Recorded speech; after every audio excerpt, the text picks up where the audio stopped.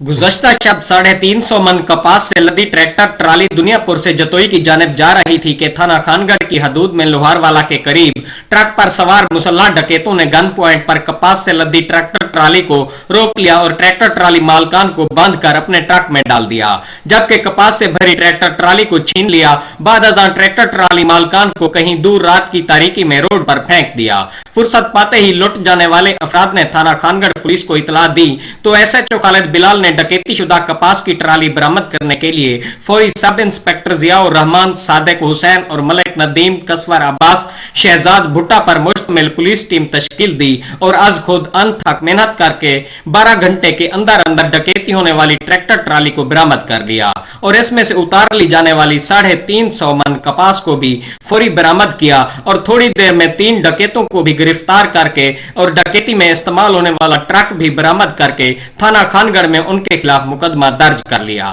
थाना खानगढ़ पुलिस की इस अहम कामयाब कार्रवाई पर डीपीओ मुजफ्फरगढ़ इमरान किश्वर थाना खानगढ़ पहुंचे तो अहले इलाका और मुद्दई मुकदमा की जानिब से डीपीओ इमरान किश्वर, डीएसपी गजनफर टिंगवानी और एसएचओ खालिद बिलाल को फूलों के हार पहनाए गए और बाद अज़ां डीपीओ ने प्रेस कॉन्फ्रेंस करते हुए कहा कि थाना खानगढ़ पुलिस ने 12 घंटे के कलील वक्त में 29 लाख की डकैती रिकवर करके पुलिस का मुराल बुलंद किया है, जिस पर थाना खानगढ़ पुलिस टीम के लिए 20,000 नकद इनाम और तारीफी सर्टिफिकेट्स का ऐलान किया जाता है। कैमरा टीम के साथ इकबाल जुनेजो, सिटी न्यूज खानगढ़। हम लाते हैं टॉप न्यूज, आपके फेवरेट टॉक शोज और अनलिमिटेड एंटरटेनमेंट सिर्फ यूट्यूब पर।